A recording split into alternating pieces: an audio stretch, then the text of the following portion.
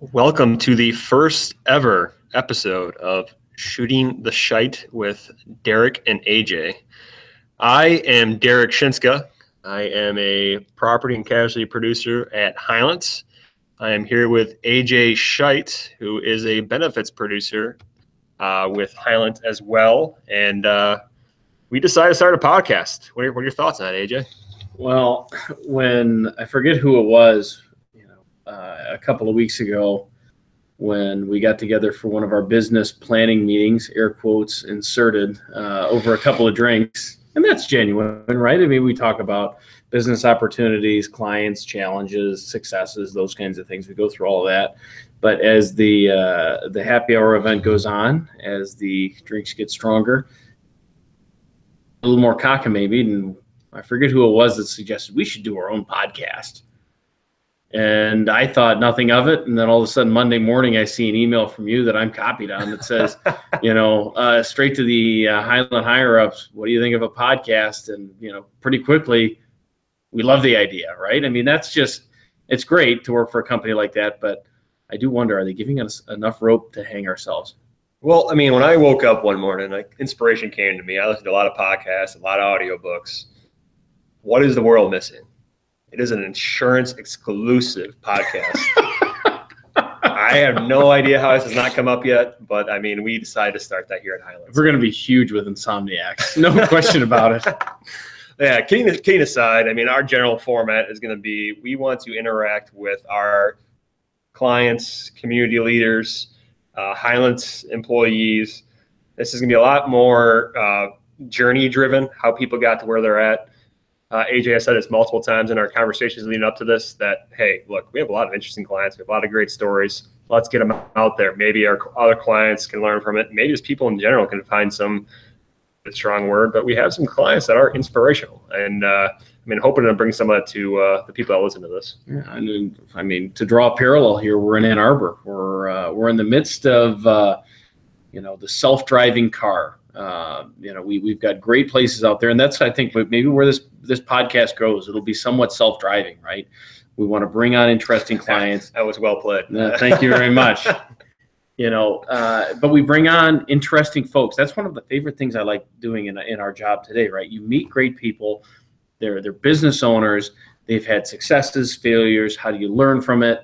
And there will be some insurance parallels, right? I mean, when did the business almost fail because of something outside of your control that you weren't prepared for, or maybe you were prepared for it? How do you look after your employees? Those kinds of things. So there's going to certainly be some opportunities to make some connections there, which I think will be worthwhile. But, before we really get too far into all of that, and I'm sure our listeners, maybe just your mom, my mom, and our bosses are listening intently right now. But tell me a little bit about yourself, Derek. Well, myself here, we're now sharing the screen, so we're going to need a producer here eventually once we hit it big. But I am the person second from the left in the video if you're watching this on YouTube. Otherwise, you are seeing nothing. But this is a picture of myself with Bill Ford. This is a not so humble brag. Name dropping. I'm not dropping. I have to. I mean, you have to establish that credibility early in the podcast to get people to listen. So that's good. Bill Ford retweet should go viral. That's what we need. I think we get a couple thousand listeners that way. That'd be pretty good. But long story short, give you my quick journey to insurance. I graduated from the University of Michigan in 2007 with an economic degree. Quite frankly, I did not know what I wanted to do and kind of fell into insurance. Actually worked at another company prior to my prior employer before getting to Highland for a year. It was a management rotational program, and they want to start you in claims, and then they move you to marketing, and then they go to underwriting. And so underwriting was kind of interesting to me. But they started me in claims, and you're supposed to be there, I think it was like 6 or 7 months. 6 months came and went, 7 months came and went. I asked, all right, when am I moving? When am I moving? They eventually said, well, we see a future for you in claims. All right. Well, no offense to all my claims listeners out there, but that makes one of us. I am not staying in claims. So I eventually went to my employer prior to this for about 8 or 9 years, and that on the brokerage side, and then made my way to Highland. So it was, and I came to Highland for a number of different reasons, but the primary one being the the family owned, family values. It's it really. We'll touch on Highland a little bit more later on. We want to talk a little bit more about what we plan to accomplish with this. But Highland is a fantastic company to work for, and I've been very happy with my move. Been here about a couple of years, so that is my professional background. But on a personal side, I'll show you another picture here for those watching online. Otherwise, you're seeing nothing. Is a picture of me and my better half, and dramatically better half. This is true. We were in upstate New York. She's from Massapequa Park in the southern side of Long Island. Danielle's. Is she an Islanders fan? She is an Islanders fan. Sorry about you. Yeah. So we actually met in an airport, though, in Vancouver. And then I convinced her. What were you both doing in an airport?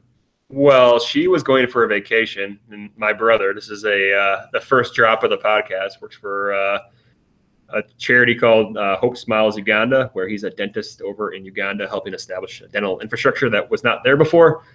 So, yes, he is the way better and more loved child of the Shinska family. I mean, rolling into Thanksgiving, do you have to be the one that provides all the good news about, your brother Ryan and all the good things he's doing, and you just get to say about, here's my sales? Yeah, I sold this really good policy. It's pretty awesome. That's why I'm involved in so much charitable stuff. I'm just trying to keep up. It's a catch-up game. No, but it's funny. Yeah, we met because he got married there, and he met his now wife there, and they just had their first child not more than I think it was 6 months ago now. But Danielle was traveling. We met there. She lived in San Diego at the time, and I convinced her to move from San Diego to Michigan. Couple 3 years ago. How do you get somebody to move from San Diego to Michigan? A lot of lies about the weather and different things. Kidding aside, no. She went here a couple times. The thing I love most about Michigan is the people, the community. For our out-of-state and international listeners, yes, I am that ambitious. It's an awesome place to grow up. It's an awesome place to live, and it's a great community. So, yeah, I cannot say how happy I am to still be in Southeast Michigan with her here. But one more thing to add before we switch to Mr. AJ's personal background here.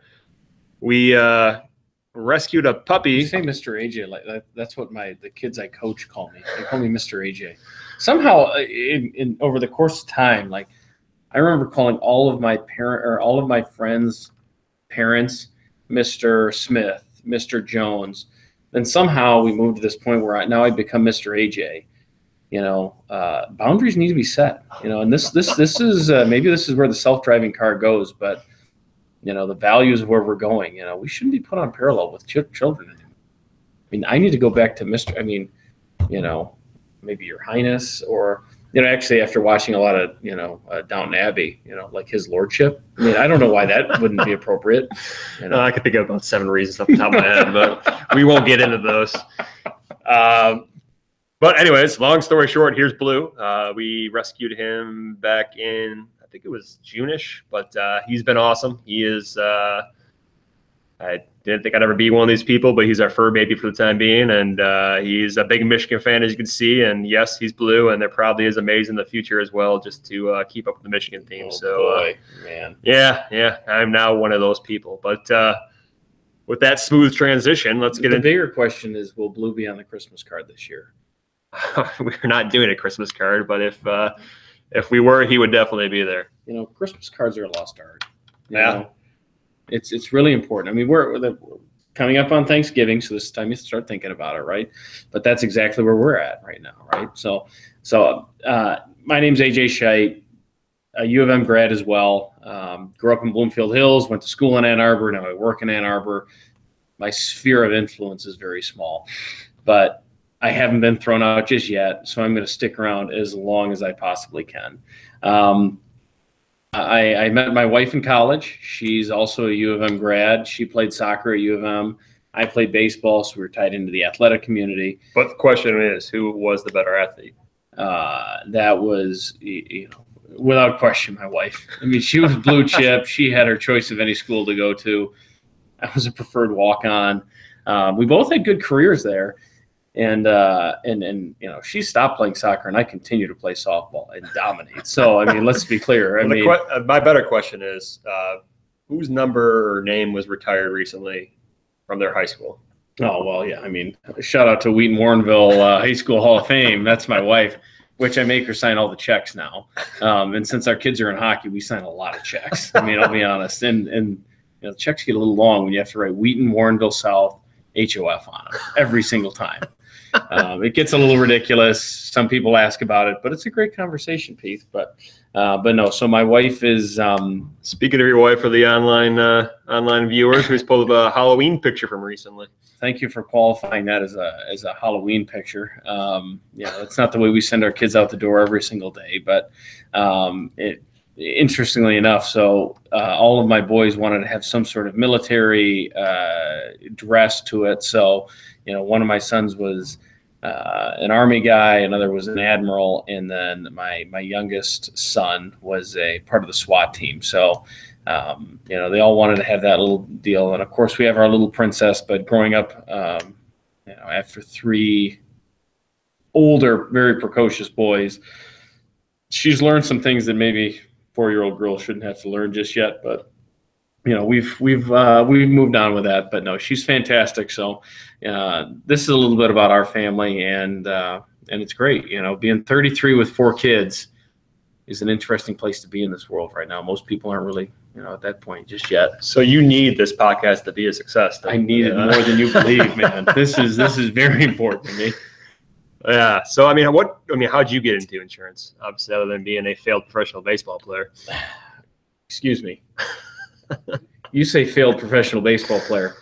So since 2005, when I was first draft eligible, I have been eligible for the draft since then. And I have not been drafted, truth be told, but that doesn't mean next year's not the next year. Actually, it's funny. So when I was a senior in college, there was a chance I could have gone on and played some unaffiliated baseball, those kinds of things. But, you know, at the time I was getting married, we had good job opportunities. So it just seemed like the right time to pass on playing baseball. In hindsight, maybe it would have been fun to go do for a year. But my dad always jokes with me that, you know, when I think it was my senior year, the Major League Baseball draft goes to round 50, and they ended at round 48. So really? Oh yeah. I didn't know that. Oh yeah. So all 30 teams twice they just said, yeah, nope, we're done. There's nobody else in the entire country we're interested in. So it was you know, that's great, you know, Christmas time, Thanksgiving, all these other times where I get together with the family. It's nice being reminded that, you know, any one of those teams could have taken a shot, and they decided to pass on a 5'8", 200-pound, relatively slow, not a great average, marginal power third baseman. I'm surprised. I still am surprised. I declare for the draft every single year. I mean, I'll be honest, you don't have to declare for the draft, but, you know, I send an email out to all the people that I still know in baseball, just saying I'm declaring for the draft, just to keep the resume out there. You never know. So that's just on your fantasy league with your old college buddies where you declare for it every year? You shut your mouth, Derek.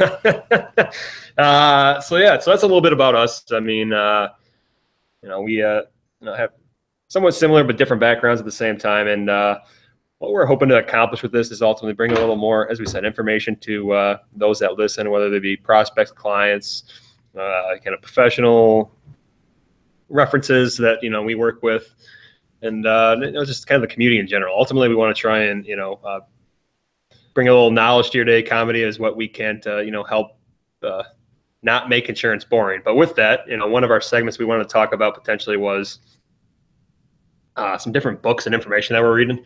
One of the top ones we're talking about right now is called Outsmart Your Instincts by Adam Hansen.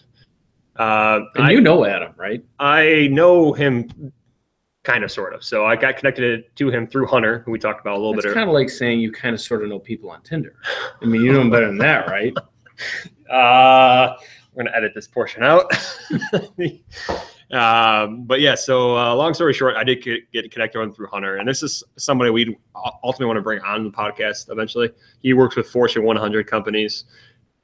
He works on what he calls ideation to try and help drive kind of new innovation and thought process within companies. And his book, Outsmart Your Instincts, is ultimately about, all right, outsmart your instincts. We have 2 million years of biology built into us and evolution. About all right, well, how do we not die, more or less? How do we not get eaten by a lion? And so when, you get scared of stuff in the middle of the night, when something goes bump, that's for a reason. It's kind of built into your DNA. So what he tries to do is like, all right, at this point, we got to work around that. So these 8 biases on here that he came up with, and the book is more than this, but we're going to try and break this down in a short time frame for you, is how to work around these biases. So the negativity bias, availability, curse of knowledge, status quo, confabulation, conformity bias, confirmation bias, and framing. Now, they're all kind of obvious. We can touch on a couple of them here, but, the negativity bias, it's always negative is always a stronger emotion than the positive. So to work past something like, all right, well, this is not going to work because of A reason. Well, there might be B, C, and D reason why something might work. And we can't throw the baby out the bathwater. And I got to have a conversation about why it might work. And I'm oversimplifying that to the big portion, but it's something that's very real. If you think about it into your daily life, I mean, there's many times I'm not going to do that because it might be bad for, whatever reason. Well, if you think about the people we plan to talk about in this podcast, right, they're all business owners. And it seems if there's one universal trait of all business owners, it's they don't have the same fear of failure, which I think a lot of us have, right? We go into whatever job we're going into, we go to, and whatever we're going to do, there's that idea that, all right, there's an opportunity to fail, so I'm going to avoid that. And I think that's what a lot of the business owners that we hope to talk to, they've overcome that, right? They don't have the same fear of failure. If they do fail, they fail forward, they move past it, they move on to their next success. So that's just a good example of, some of the things we've seen. Yeah, one of the biggest ones that I see, and it's kind of, a buzzword, is the confirmation bias. You're reading any kind of those, articles that you'll see on LinkedIn or otherwise. The confirmation bias is a very real thing. I mean, we term it echo chambers. I mean, you can find the information to support your opinion. I mean, there are flat earthers out there right now. That is a very real thing, which is hard to believe in 2017, almost 2018. But it's hard to avoid, that, you need to try to do your best to say, all right, well, that supports my opinion and move on. So working beyond that is a very real thing. Yeah, no, I think that's the one thing. And I think one of the reasons why we probably started having some of these offsite business planning meetings is it's just, let's think a little bit outside of the box, right? When you're sitting in your office every single day, you hear the same things, whether it's about healthcare, cyber insurance, or property and casualty, whatever. It's like there's always one way of doing it. And, what we've seen is that there's an evolution of the way things came to be the way they are today. But that doesn't mean the way we do them today will be the way we do them, and frankly, the way things move today, the way we even do them in 18 months from now, or 6 months from now, or 12 months from now. How do we stay ahead of that? How do we be the forward-thinking consultants that we want to be, or, for those that are listening, how can they be the forward-listening or forward-leaning, forward-thinking people that, move their business forward, right? Whether they are the lowest, echelon employee or whether they are an actual business owner. How do we get past that point where we can say, here's how I can break down that barrier. Here's how I think outside of the box, all those different keywords. But I think we have to realize, and I think this is what this book does a fantastic job of, is saying that there are some innate traits that we have. Like you said, when something goes rumble in the bushes, you think, lion, I'm going to run. We have that same trait in business now. Something goes rumble in the bushes, and maybe it's just me, we read into an email too more. It's like, what, maybe I need to push past this a little bit and figure out, maybe there is a better way of doing this. Maybe there's a better widget out there, whatever the case might be, Yeah, no, I mean, that definitely is true. I mean, the concept, again, another plug for mixed mental arts that they really push is the learn, unlearn, relearn concept. And so what that basically entails is we're going to be constantly evolving. I mean, if you really think about it, not more than 125, 130 years ago, we were almost still riding horses, right?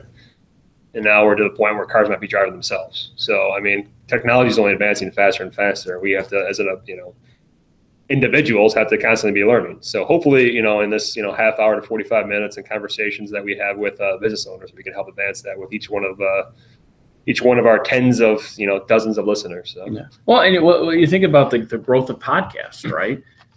That's probably a lot of the reasons why there's so much interest, is because we're in an environment, an economic environment, where folks can't just learn one thing and do it for 40 years. I think whatever they say now, it's like, a college kid coming out of school, within the first 10 years, they're probably going to have 4 or 5 different jobs, which is incredible. I mean, to think that you're going to have that many different careers or jobs or interests. And I think people knock on millennials more than they probably deserve. But that's just the way that it is, because people have to, the economy is moving in such a different way that I don't know that everybody has their antenna up to which way it's going to go.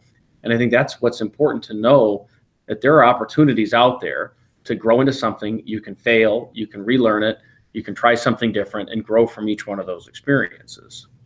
Yeah, no, I mean, I think you stated that quite well. So, I mean, it's a very interesting environment that we're in right now. We find ourselves, but I think hopefully, we can help provide a little bit of entertainment, a little bit of information that'll be good for everybody involved here. So. And you're doing some of that with the DEC, or the Detroit Economic Club right now, correct? A little bit, yeah. So, part of my things to keep up with my brother in Uganda, we do a couple of those things. But one of those is that we started the Career Readiness Academy. A lot of the credit goes to Steve Gregorian, who's the incoming CEO over at the Detroit Economic Club. And what we started, this Career Readiness Academy, and it's targeted for 9th and 10th graders, sometimes 11th graders, to help them explore career options. And what our career options mean, that means everything from, let's get an apprenticeship in a trade to, all right, I want to be, the next valedictorian and doctor at said university. But the key is, letting these kids know the opportunity that's out there. I come from a family where my dad was an electrician. He just retired, and he put 3 kids through Michigan. Very blessed. I'm very happy to say that, I was able to be in that position. But when you tell some of these students that, I describe them as the middle of the bell curve, and they have, they don't know where to go. You want to be saddled with anywhere from, $60,000, $100,000 to a couple $100,000 in debt. Or you can have a different career path and have basically no startup costs, maybe besides a few $1,000s, get an apprenticeship in a different trade. And by the time you'd be graduating college, you could be making, anywhere from $40,000 to $50,000, depending on your profession. Or you could be in a trade and be making $60,000, $70,000 by that time, while making money the whole time, with the ultimate, possibility of making $100,000 plus, when you're a little bit later in life. And a lot of these kids don't know. A lot of it's just, exposure. We really want to try and help, have everybody find their path to, their own personal, ideal situation. Which is important in Metro Detroit and the greater Detroit area. I mean, West and a lot of even the United States, right? I mean, it is a manufacturing type economy, right? That's where most of the jobs exist. If we look at a lot of the clients we have, the biggest ones tend to be manufacturing clients, because they have a need for that many employees. When we start moving into that robotic type world, and we're already seeing it when you look at any of the factories and the plants for the automotive industry, a lot of the stuff is being done by robots, and they do a very good job at doing one task over and over and over and over again. And I think it's good for us to tap into the next generation and helping them understand that, you have to be a bit of a chameleon. You have to be willing to relearn things and unlearn things and learn new things to make yourself still valuable. So I think that I'm challenged with that in our consultant job that we have today for businesses, to help them understand that, there are different things coming on with healthcare. There are different avenues to go down with property and casualty. And the same old that used to be, this was how we handled clients like you 5 years ago, is not the way we're going to have to handle you, 3 to 5 years from now. Frankly, we're building out strategies with a little bit of an unknown in the future, right? We talk about ACA and all these other legislations and things like that. And what I always advocate for our clients is that we can be at the cutting edge. And don't wait for the government to come down and say, this is what you have to do. If we want to be cutting edge and leading the way, this is the way we're going to have to do it. And it may be you carving our own path. So that's really where it comes back to breaking down some of these biases and just having those conversations about, what does the next step look like? Yeah, I mean, it's that yes and conversation that we talked about. I mean, I know you've done it in the past with some of what you termed your thespian work from back in your earlier years. I was an impressive 6th to 7th grade, maybe even into my 8th grade years. I did quite a bit of acting work. I was impressive, or I just had no inhibitions, which may or may not have served me well as I've gone through the rest of my life. And not having a filter is great there, but in this podcast might be bad. We'll see. We'll see. But, well, again, back to the enough rope to hang yourself type deal. But, the idea that when you're doing work within an acting environment or anything like that, a lot of the stuff you do is improv. And it's not just reading lines off of a page, but it's how do you tap into your emotions? How do you be creative? And the format there, if you go yes, but, it kind of stops from there and you're going in a totally different direction, which can be okay, but it stops the creative process. So it's that yes and that you were talking about. And that's what keeps the improv play going forward. And that's what we try and do in our business planning with each other, with our clients, to help them see, like, let's just see where this goes, right? I mean, no idea is a bad idea. And even if there's something that's bad about it, when we talk about negativity, this maybe put us out on a limb, but let's just see where it takes us, right? And maybe it takes us in a direction where now we're cutting edge, and that's unique and that's cool. And I think that's what we see with, when we sit down with the business owners, they seem to be more open-minded to some of that than I think some of them, than just your line level employee that is a little bit concerned. And I think that's what any one of us in our own jobs can think about.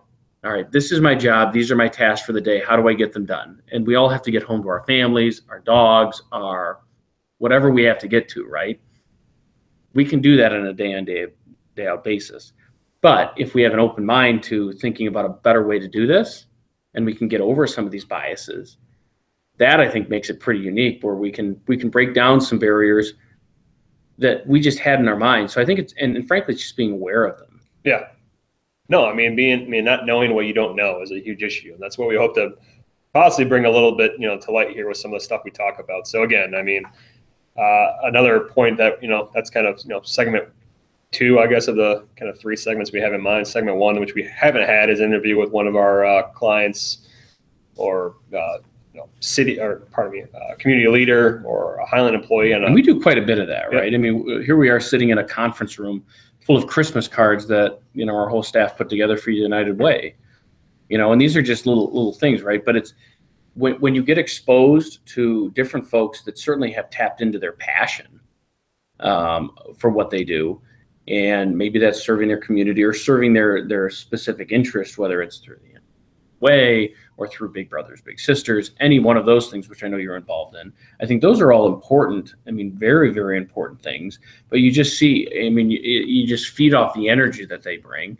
And, most folks within our company want to do that. I would say almost all of them want to do that. And I think that's what's cool about Highland, is they offer us the opportunity to do a lot of that. Like an old pro, that was the next line item we had here. Highland, tell us a little about it. What brought you to Highland? So Highland, when I was in my former life before joining Highland, I've been here for almost 2 years now.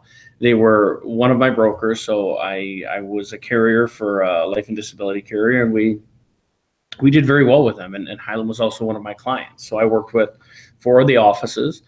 We did very well. And but as a client, I could just tell, like, they had their best interest, like they had their employees' best interest in mind.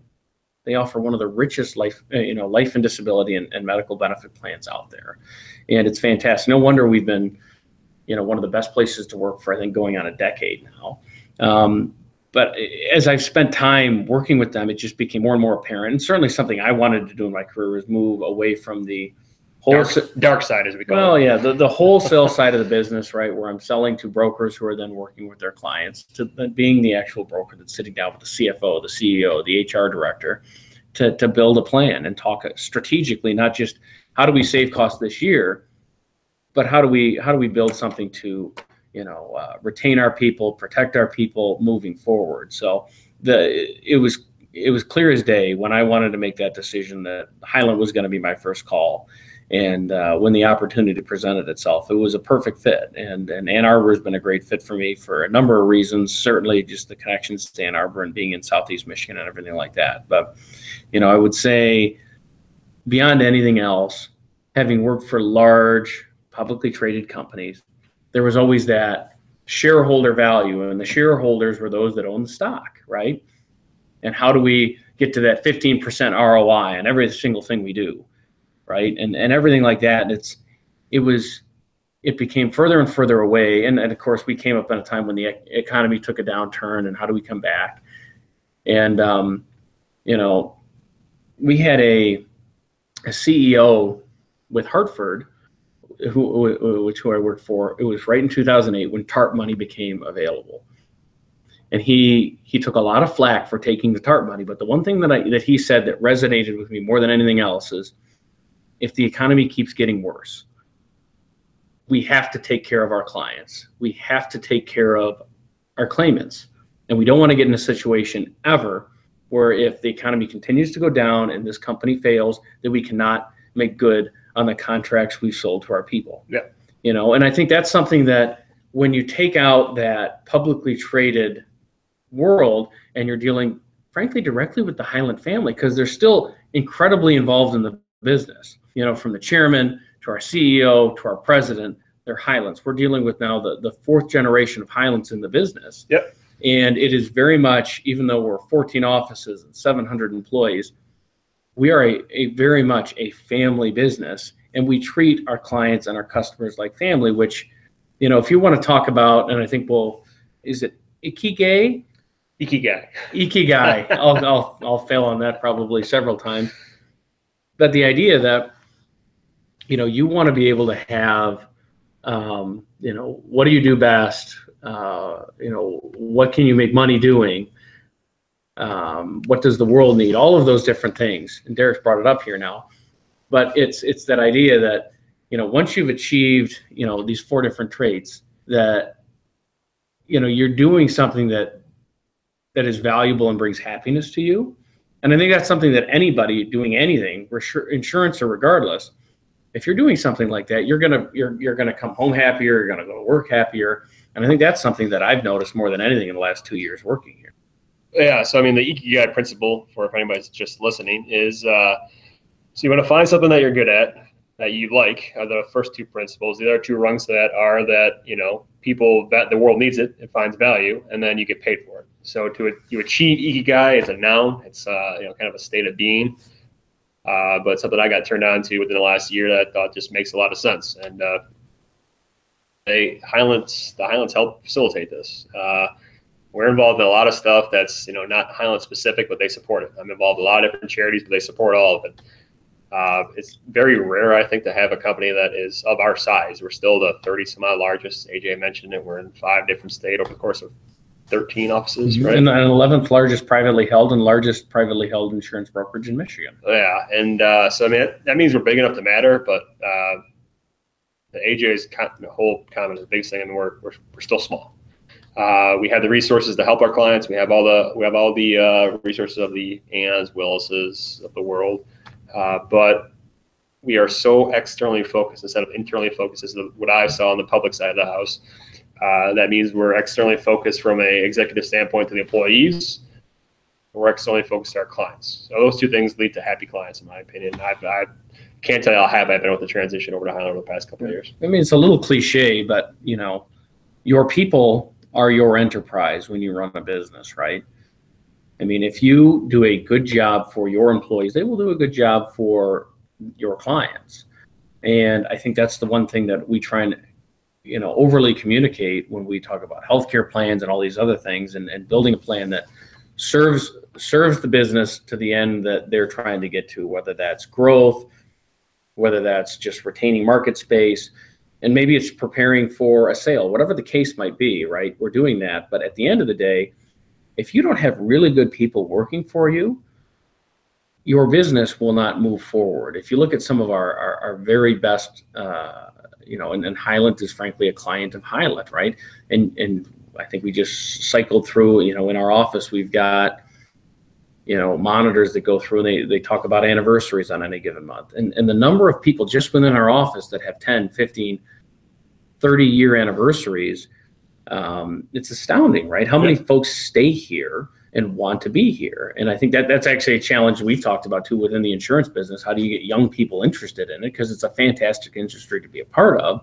But I think it comes down to finding a company that has the culture that's going to fit for you, and like anybody, you want to be part of a group. You want to be a part of a group that you're taking care of, that you're being taken care of, and then you can serve the interest of that group that's taking care of you. And I think that's one of the things that's probably drawn me and kept me at Highland and makes me think that I want to have. And I got 4 kids, so it's probably a 50-year career at Highland. I'm out at 55 right now. Unless this podcast takes off, it might be 35. So that's only a couple 3 years away. So I better hurry up on Good that. luck. Yeah, so this is not going to be a Highland commercial every single time. We want to give you a little background to why we're at where we're at. A little bit background on us. The other segment we want to touch on is we're not going to do this now, but stuff that's in the news. I mean, we just had some terrible tragedies over the past few months. The situation in Vegas. Well, all right, a lot of business owners don't think that applies to them, but there is stuff that does apply. We have a gentleman on our staff by the name of Travis Thompson that really helps in these situations. So what if you have an employee that has a troubled ex that comes into the office and puts everybody in a bad situation? How do you respond? I mean, we want to help ask those questions of our clients that, all right, what's that next step? You have a Harvey Weinstein situation. I mean, okay, nobody anticipates their, an executive of the company being that miserable of a person. But I mean, say you have something that comes up that it's unforeseen. Maybe it's a DUI. Maybe it's something. How do you respond? What's your crisis management, process to that? We want to try and help spark some of those thoughts with our clients to really work with that. And again, this is all property and casualty side of the house, but I mean, all these hurricanes, earthquakes, fires, how's that going to affect you? We'll try and give you a quick background on some of that. And from the other side of the house, I mean, you tell me on the benefit side what we can talk about. Yeah, I mean, with healthcare, right? I mean, most businesses did not start with the intention that we were going to provide, our sole purpose is to provide healthcare for our people. But for most of our clients, it's the second or third largest line item in their expense sheet. And we continue to go in this direction. It may or may not be unsustainable for some of our businesses, but certainly it will keep them back from the growth that we want to see. So that's a lot of things we talk about with our clients is, how do we get ahead of that? I mean, they talk about medical trend and things like that and how fast it's growing. And it's incredible, right? And I think that's the thing that I look at, like the middle class, which during the Industrial Revolution and all those, the different things that we did at that time, the average Joe could get a job that could pay them very well, that they could provide for their families and those kinds of things. And we saw growth, right? And I think we're starting to see, the economy is going in a good direction, but we're also seeing healthcare eat and take up so much of the GDP that is our current system the best way of doing it?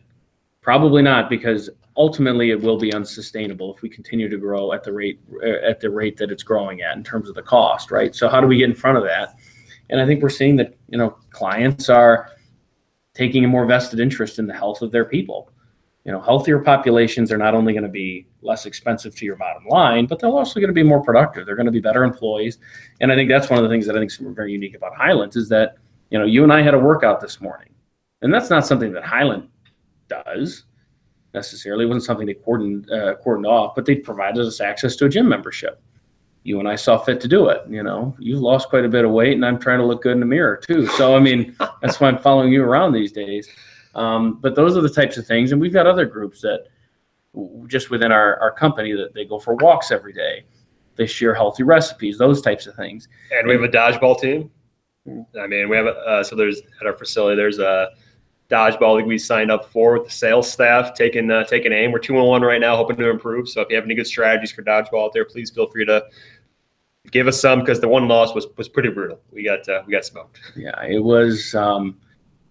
I could only aspire to be as young and hard-looking as some of the guys we were playing against. But I will say this: where there's a will, there's a way, and where there's a strategy. And sometimes it's a personnel issue. We may have to just get better players. But I will say this. If we don't bring home a championship, I'm going to be devastated. We will bring that home for Highland. And speaking of bringing it home with that natural transition there, there's a couple more things to touch on. So, again, we're going to have this outlined hopefully in the body of the YouTube in the description or in the comments below the podcast if we get this converted over. But we want to try and segment it out. I mean, if you want to hear about the author or the client in specific, but you want to hear on the specific news issue we're talking on, we can do that. We're going to have that time stamped. We're going to touch on some of these different books and podcasts that we've gathered some information from that we think you might find useful. And then ultimately, we're going to touch on some events at the end here, that stuff that's coming up, both Highland specific as far as seminars, and then the stuff in the community and then business community, at all. So, I mean, something that's coming up that you're probably not going to hear about because this is not going to see the light of day probably until next year, knowing. I don't know. This was pretty good, man. I feel good about this one. Let's take this. Let's take it live. Let's put it out there now. So on the 30th, Big Brothers Big Sisters of Washtenaw County. That's AJ reference. They're having Red Berenson, the former Michigan hockey coach, speak, and it's a great organization, great cause. They're hoping to raise a little money ultimately, but it's free to attend. So if you have any interest, reach out to us. And there are a couple ways to do that. The first being to AJ at AJ.Scheidt, SCHEIDT at Highland.com. And we probably need to get Twitters for this. I mean, the Shooting the Scheidt Twitter seems like it's probably open. I would imagine that hasn't been taken up yet. Yeah, and the name of the podcast still is in formation, but I don't know. I think we got a pretty solid one there. And then the final way to contact me is Derek, DEREK.Shinska, SHINSKA at Highland.com. So, I mean, unless you have any big Thanksgiving recipes you want to share, I mean, I think we're almost done here. We don't do Thanksgiving, man. We do beef tenderloin. We do. My family does not do a traditional Thanksgiving meal. Although we did have a son, he was born on Thanksgiving, so we tend to do a traditional Thanksgiving dinner. Although I don't cook a turkey, I just go to Costco and buy the $5 rotisserie chickens. It's really healthy for your kids. I mean, we talk about wellness, and you're not living it right there, huh? How can they not be? It's pure protein, right? Pure protein cooked in its own fat. I mean, how could that be wrong? So your dad is one of those anti-turkey guys? He is not a turkey guy. Hates it. But he loves red meat. So, we got some of that coming at us. Turkey's good for you. I don't understand the anti-turkey. There's a happiness factor in the food you eat, too, So. There's an Ikigai in the exactly. Ikigai, I should say. So everybody, have a good Thanksgiving, and then we'll hopefully be checking with you soon. Our goal is to hopefully do this bi-weekly, I think is our goal ultimately. But again, we're going to do whatever our population and whatever our listeners demand. It's at least 2 or 3 times a week, and making at least tens of dollars in the near future for Highland. So. 25 to 32. You heard it here first. Yeah. Michigan goes for the win. Go Blue. Happy Thanksgiving.